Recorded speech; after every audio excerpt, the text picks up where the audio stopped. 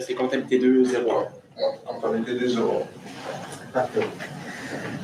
Le principe est simple. Vous avez 15 minutes pour la présentation. Je vous montrerai les temps restants au 7, 4 et 2 minutes. Je ferai le décompte de 10 dernières secondes avec mes doigts. J'afficherai, je vous indiquerai la fin de votre présentation. Ensuite, vous avez une période de 5 minutes de questions. Après les 5 minutes, j'annoncerai la fin de celle-ci. Si vous êtes en train de répondre à une question, veuillez brièvement en conclure. Vous ne devez en aucun temps dévoiler la provenance de votre séjour, sous peine de disqualification immédiate. Veuillez, s'il vous plaît, rester dans la zone de captation vidéo. Avant les choses.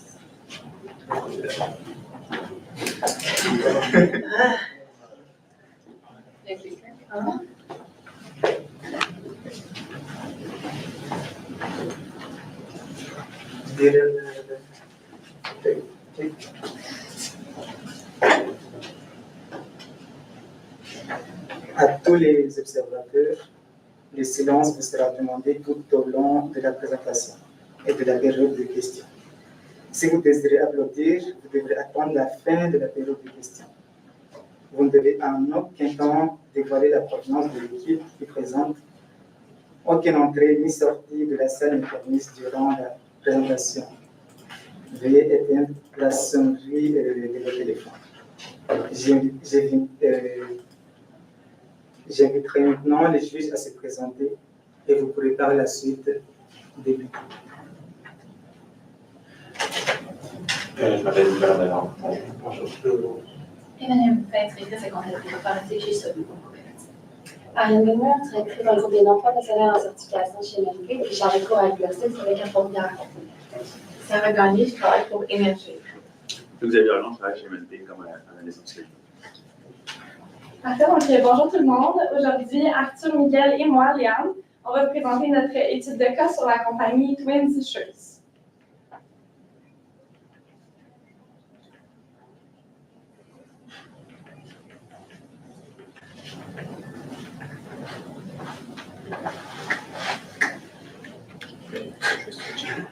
Donc, pour commencer, je vais vous présenter le déroulement pour la présentation d'aujourd'hui. On va commencer avec l'émission valeur de l'entreprise. Ensuite, on va faire une analyse force, faiblesse, opportunités et menaces. On va poursuivre avec la présentation du mandat. Dans le mandat, il va y avoir l'analyse des options des locaux qu'on tient à regarder pour déménager. Ensuite, il y a l'établissement des budgets prévisionnels. Il va y avoir aussi l'analyse d'options pour votre impression DPF. Ensuite, l'analyse financière pour la situation de votre entreprise. Puis, on va préparer la petite facture à la fin concernant la consultation. Puis, on va conclure avec quelques recommandations. Bon, ça nous amène aux missions et valeurs de l'entreprise. Déjà, dans un premier temps, on a l'une des missions de l'entreprise, c'est d'offrir un service assez rapide avec des produits locaux à des prix concurrentiels grâce à l'absence de l'inventaire qui leur permet de réduire les coûts. Ensuite, aussi de créer des relations assez durables avec ses partenaires, quel que ce soit ses clients ou ses fournisseurs. Ensuite, leur valeur, il y a du sport, déjà, dans un premier temps, puis aussi l'agilité, le fait de trouver des solutions lorsque il y a des problèmes avec des clients, des fournisseurs. Aussi l'appartenance, dans le sens où il y a une approche personnalisée sur chaque besoin du client, ils arrivent quand même à répondre à ce besoin. Maintenant, pour ce qui est de l'analyse FFOM, pour les forces, c'est des produits locaux. Aussi, ils vont offrir différents services en plus des vêtements de sport, donc broderie, sérigraphie et impression DTF. Ils ont une approche client personnalisée, comme on a dit. Ils vont aussi répondre rapidement à la demande. Pour ce qui est des faiblesses, ils sont quand même restreints dans l'espace, donc ils ne peuvent pas commander en grande quantité. Puis, on a trouvé qu'ils faisaient quand même peu de marketing, c'était surtout du bouche à oreille, comment ils se faisaient connaître dans le fond. Donc, justement, en parlant de peu de marketing qu'on a supposé, on pourrait vous suggérer comme opportunité de vous lancer un petit peu plus sur les réseaux sociaux, puis peut-être de lancer votre site web, que les gens puissent commander directement sur Internet en mettant, par exemple, avec la broderie, des images qui venant comme d'eux-mêmes qu'ils ont trouvées sur les réseaux, Internet, etc. Ensuite, vous pourriez faire une gamme écologique pour côté environnemental, parce que souvent c'est pour des tournois, donc ça fait beaucoup de vêtements à produire, ça peut être une bonne idée. Ensuite, on pourrait aller avec plus de diversité concernant les sports. Comme là, c'était le volleyball et la balle molle. On pourrait aller peut-être avec du basketball, du soccer ou d'autres sports par la suite. Qu'est-ce qui est des menaces ensuite? On précise dans le cas que la concurrence est quand même assez forte au niveau des vêtements, que ce soit direct ou indirect. Puis vous utilisez les mêmes fournisseurs que vos concurrents. Par contre, vous utilisez, mettez vos prix plus bas que la concurrence. Par contre, si un nouveau concurrent entre sur le marché et qui met ses prix plus bas que vous, ça pourrait vous détrôner à ce moment-là. Alors, ce qui nous amène dans la raison pour laquelle vous nous avez contacté. Déjà, dans un premier temps, nous devons faire l'analyse de la location du local, parce que vous voulez acquérir un nouveau local. Maintenant, aussi l'analyse de l'achat d'un condo industriel pour agrandir votre structure. Ensuite, établir le budget prévisionnel des deux, que ce soit la location, le budget prévisionnel, que ce soit avec la location du local ou avec l'achat du condo industriel. Ensuite, faire une analyse actuelle de l'impression DTF, l'impression que vous utilisez présentement. Ensuite, faire une analyse de l'internalisation de l'impression DTF. On va les mettre ensemble pour faire une analyse jointe. Et ensuite, également, faire l'analyse de la situation financière de l'entreprise, de votre entreprise, afin de voir si elle est positive ou elle est à risque. Et enfin, préparer la facture pour la consultation que vous nous demandez. En fait. Pour ce qui est de l'analyse de la location du local, je vais commencer avec les points positifs. On a vu que ça avait un accès facile à l'autoroute. Aussi, il y a un stationnement généreux, donc c'est quand même assez positif. Ils sont disponibles en mars, puis la compagnie en avait besoin en avril, donc c'est quand même positif aussi.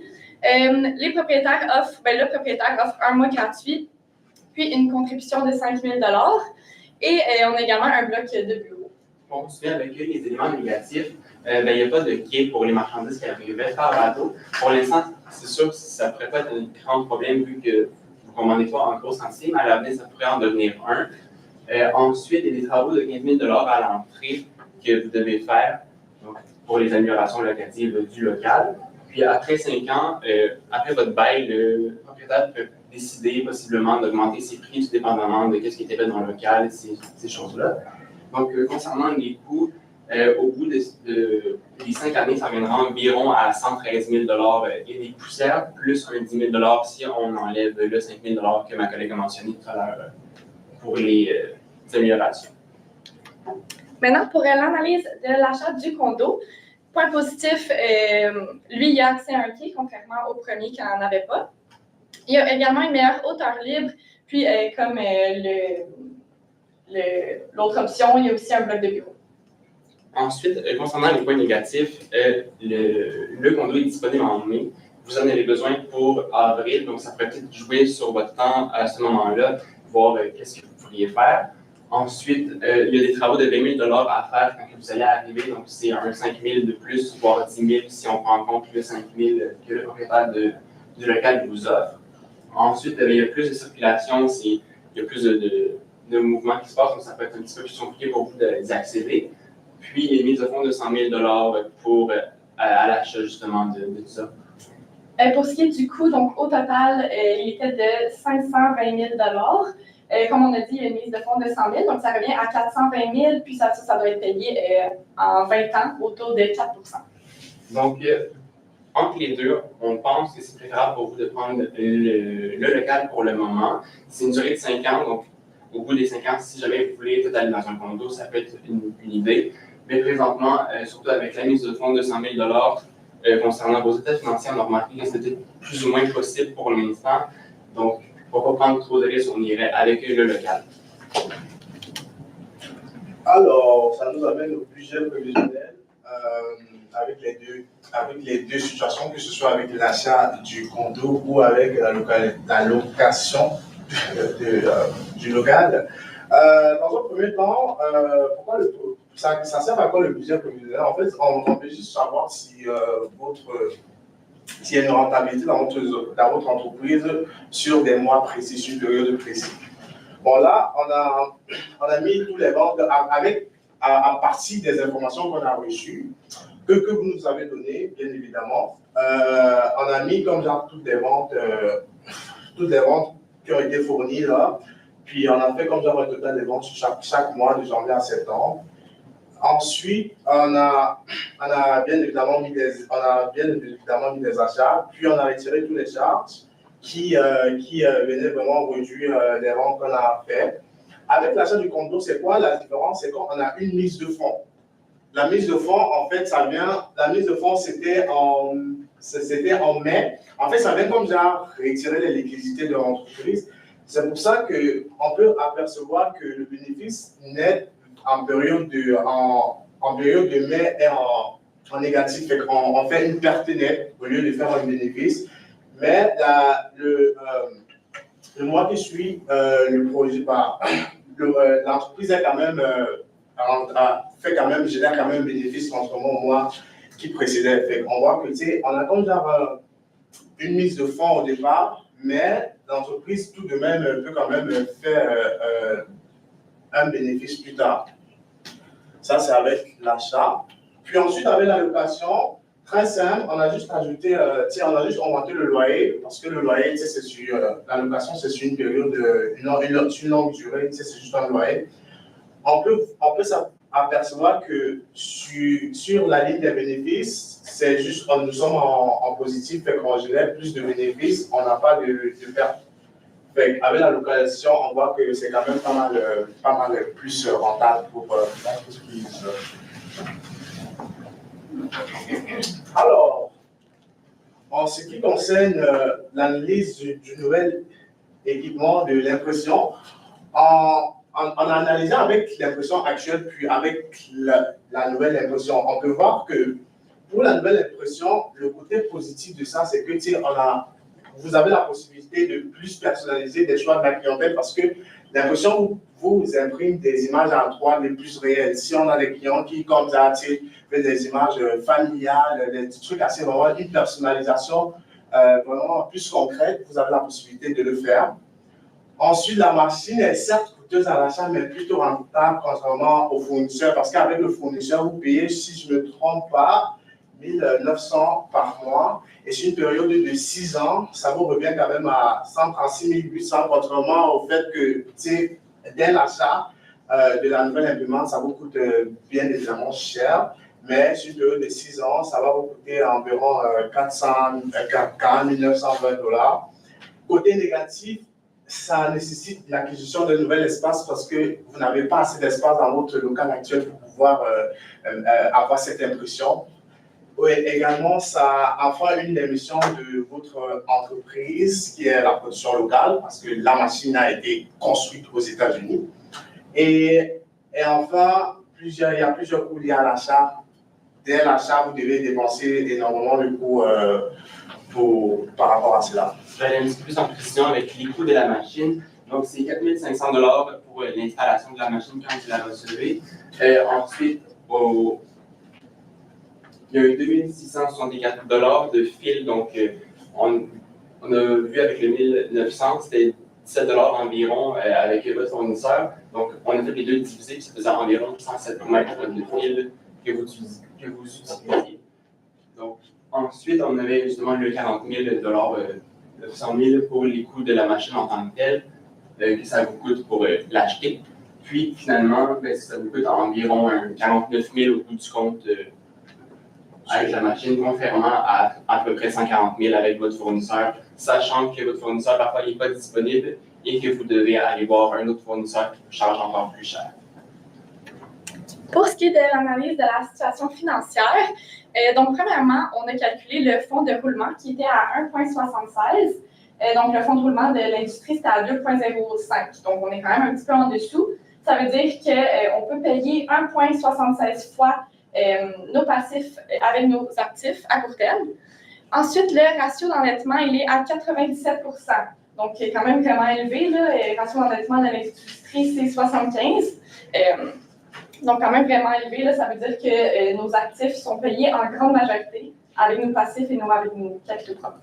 Donc, ensuite, je vais poursuivre avec le ratio de la marge nette qui est à 7,55 % pour votre entreprise. Normalement, l'industrie est à 12 %, notamment avec le nouveau projet. Si vous investissez dans la machine, dans l'achat, vous n'allez pas l'augmenter vu que ça va vous coûter moins cher au niveau des achats et tout ça. Puis, au niveau des charges aussi, ça va les réduire. Donc, vous allez pouvoir augmenter cette marge-là. Puis ensuite, c'est les ratios de liquidité immédiate. Donc, si vous prenez vos comptes de clients en caisse, là, dans vos états financiers, c'est débiteur. Donc, on a pris en considération que c'est entièrement des clients. Donc, elle est à 1,05. Donc, vous pouvez rembourser vos passifs à court terme avec vos liquidités immédiates avec ça. Ensuite, ça nous amène à la facture de nos services. On a mis, vous avez fait appel à nous, comptables professionnels. On vous a chargé le 5 000 $ qui sont nos honoraires professionnels. Ça, c'est une facture dans vos journaux.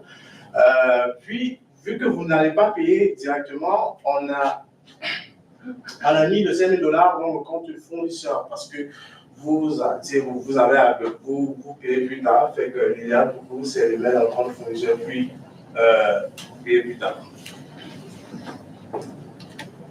Pour ce qui est de la conclusion, on pense que ça serait meilleur d'y aller avec le local qu'avec le condo. Comme on a dit, là, au niveau des prix, il y a quand même un 100 000 $ de mise de fonds, là, donc ça peut être quand même difficile à trouver.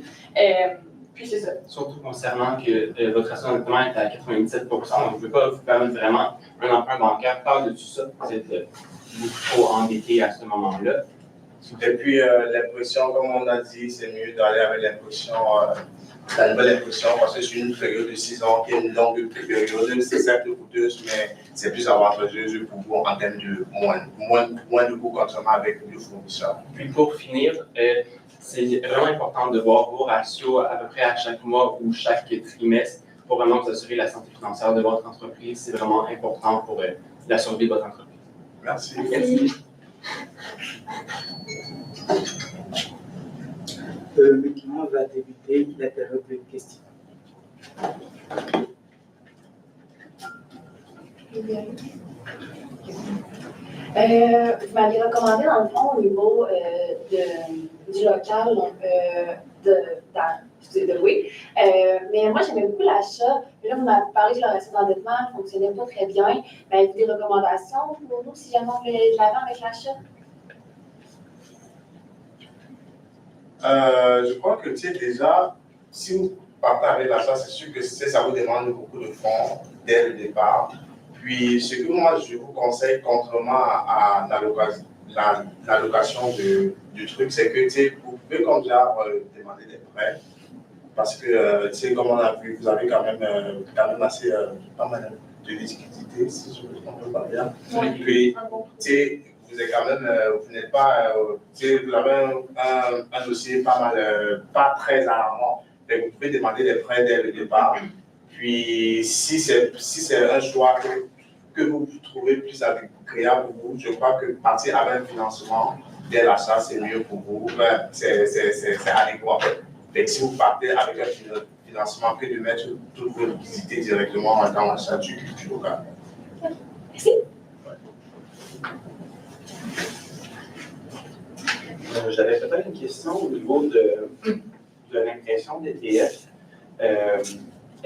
Vous avez parlé que c'était une belle option au niveau de monétairement. Mais est-ce que ça apporte réellement quelque chose de plus, une plus-value à mon entreprise, ou c'est seulement au niveau monétaire et c'est quelque chose qu'on offre déjà, mais qu'on ferait seulement à l'interne? Est-ce qu'il y a un autre avantage à ça? Je crois que déjà le fait que, comme déjà une nouvelle valeur, ce qui vous démarque, c'est le fait fait des impressions personnalisées.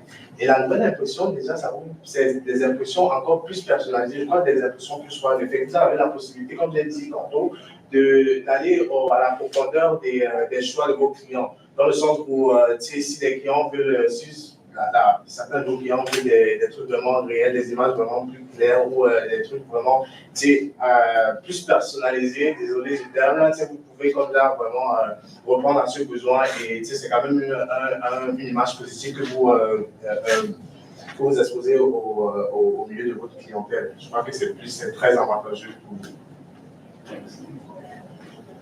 Moi, j'ai une question sur le FFOM. Vous avez parlé de la faiblesse, qu'il y a peu de marketing, que c'est un peu difficile. Comment vous allez faire pour le DPF pour amener d'autres clients? Ça, ben, on avait pensé justement avec les opportunités d'aller sur un site web, se créer un site web, puis avec le bouche à oreille aussi, qu'il y a beaucoup. Je suis sûr que le site web, ça partirait en flèche, comme on dit. Puis, vous pouvez vous lancer, puis faire de la publicité plus dans les journaux, sur les médias directement, comme qu'on voit souvent, mettons, sur les pages Facebook, ces trucs-là. Ouais, c'est créer peut-être un Instagram, un TikTok, là, c'est populaire, mettons, aussi pour les sportifs, vos vêtements, là, c'est pour les sportifs, donc ça peut rejoindre aussi la clientèle actuellement. Moi, j'ai une question parce que j'allais vraiment m'introduire au principe d'environnement social et de gouvernance. Avec des exemples concrets pour moi que je pourrais faire dans Twitchers? Donc, ça serait peut-être de créer une gamme écologique avec des morceaux, mettons, des tissus écologiques avec un nouveau fournisseur. C'est sûr, ça pourrait toucher aussi une autre clientèle que pour eux, c'est vraiment important aussi. Donc, ouais, c'est sûr.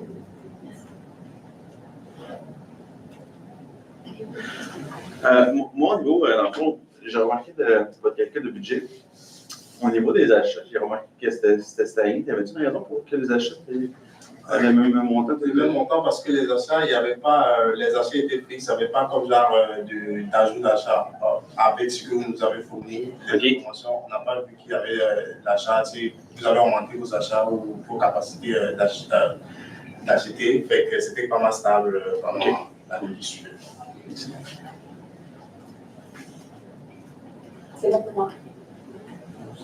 Merci. Merci.